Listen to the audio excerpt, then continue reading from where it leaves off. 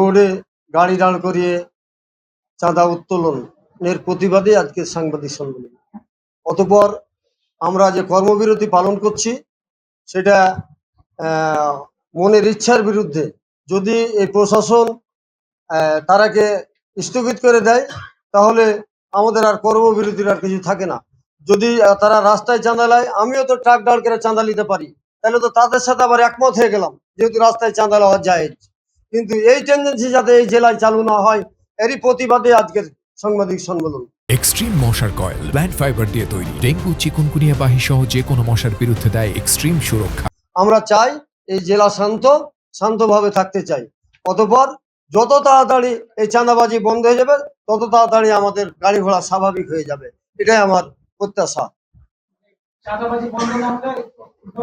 জি, আমাদের এই অব্যাহত থাকবে আর কি, কর্মবিরতি জি চলছে।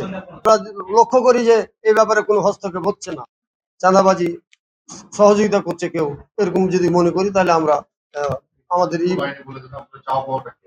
আমাদের চাওয়া পাওয়া রাস্তায় যাতে চাঁদা না উঠায়, এটাই চাওয়া পাওয়া।